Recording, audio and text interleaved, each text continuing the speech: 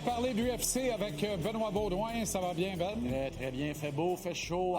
Quelle journée. Quelle journée incroyable. Extraordinaire. Mais avant de parler de l'UFC, deux espoirs québécois qui ont brillé le week-end dernier. Exactement. Samouraï MMA chapitre 19, donc déjà un 19e gala pour cette organisation québécoise. Et pourquoi pas donner un petit peu d'amour à deux très, très bons Québécois qui ont donné tout un show. À commencer par Antoine Chaput, 24 ans seulement, s'entraîne sur la rive sud de Montréal et est en train de se faire un nom là, sur la scène locale comme un des plus beaux espoirs parce qu'il a fait un KO tout simplement spectaculaire vendredi dernier au casino contre le Chilien Fernando Donoso. Un seul coup de poing après avoir agrippé le coup de pied de son adversaire.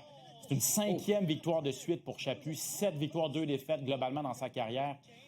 Donc, il a de grandes ambitions, aimerait avoir sa place à l'UFC un jour, mais aimerait avant tout obtenir une chance pour le titre de cette organisation Samouraï contre nul autre que le vétéran Michael Dufort, qui était également en action, lui, en grande finale du gala de vendredi au casino. Et comment ça s'est passé pour Michael? Il s'est fait...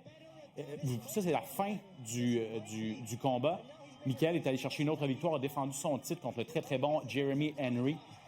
Mais avant ça, là, il s'est fait solidement sonner, Mick. On pensait que c'était la fin au début du 3e round. Malheureusement, je ne sais pas si on va voir les images, mais... a réussi à retrouver ses repères et à renverser la position. Il est tellement bon au sol, Michael Dufort. Est allé chercher quoi? C'est une 13e soumission pour lui en 17 victoires au total. Et Mick est probablement le meilleur 155 livres au Canada qui n'est pas dans une organisation majeure. Ça fait 120 jours qu'il va sur ses réseaux sociaux et qu'il demande à l'UFC de le signer. J'espère que c'est... Pourquoi c'est juste fait? Parce que Dieu seul le sait. Pourquoi l'UFC?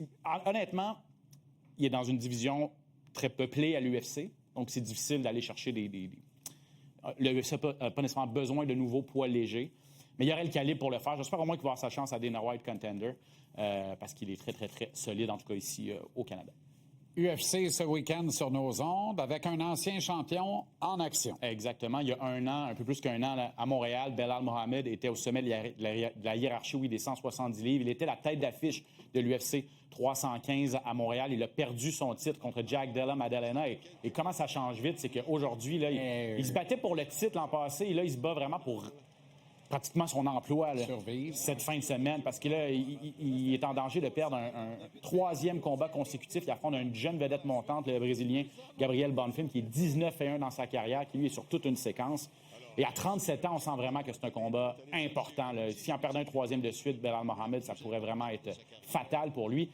Et à quel point c'est difficile de rester au sommet et de rester et de se retirer sur une séquence gagnante. Dans cette catégorie-là des mi-moyens, depuis Georges Saint-Pierre, là, vous voyez les champions, et ils ont tous connu une fin de carrière désastreuse. Edwards, Mohamed et Jack Della Maddalena et Ousmane également sont encore actifs, mais vous voyez leur séquence, 1 et 3 pour Ousmane et 0 victoire depuis qu'ils ont perdu le titre pour les 4 derniers champions. Donc, ce que Georges a fait, se retirer invaincu, c'est pas donné à tout le monde et on le voit. Il y a comme un mauvais sort sur cette division-là. On va voir si Mohamed va être capable de retrouver le chemin de la victoire. The Curse GSP. Ouais. OK, quelques brèves en rafale. Oui, Maison-Blanche. Je t'en ai parlé la semaine passée, je t'ai montré des images, j'ai senti que ça t'a titillé un petit peu. Parce que ça continue de susciter la controverse. Et non, mais écoute, je sais pas si t'as entendu ça, là, mais est-ce que Donald Trump a dit? Il est allé sur ses médias sociaux, il a dit: écoutez, cette structure-là, les gens m'en parlent, ils trouvent ça tout simplement incroyable. Et vous savez, la Tour Eiffel, initialement, ça devait être une installation temporaire. Et les Parisiens l'ont adoptée. Donc, pourquoi nous, à Washington, on n'adopterait pas cette structure de l'UFC et ça pourrait être de façon permanente devant la Maison-Blanche? Je vous rassure, ça ne va pas se produire. En tout cas, je ne penserais pas, parce qu'effectivement, ça suscite la controverse. C'est pas tout le monde qui trouve ça très joli. Et Georges Saint-Pierre, lui, c'est parti dans le monde du podcast. Il était temps, me direz-vous. Qui n'a pas un podcast en 2026? C'est ça. Mais dans son premier épisode, il y est allé de révélations assez intéressantes, en fait, alors qu'il a dit, on lui a offert finalement à l'époque un combat contre Anderson Silva. C'est un des plus gros what-if de l'histoire de l'UFC. Un combat qui n'a jamais eu lieu entre deux grands champions. Il avait dit, j'avais 3 conditions à l'époque. Vu que c'était dans une catégorie supérieure, je voulais un poids hybride, je voulais une meilleure bourse et je voulais des tests antidopage. Laquelle de ces conditions a fait achoper? Ça, on le saura peut-être jamais, mais Ça a failli arriver. Probablement les tests GSP. antidopage. Possiblement. Merci infiniment, Ben. Merci, on se repart en direct de Washington la semaine prochaine. Oui, et samedi à notre antenne, Voilà. la carte préliminaire sur TVA Sport 2.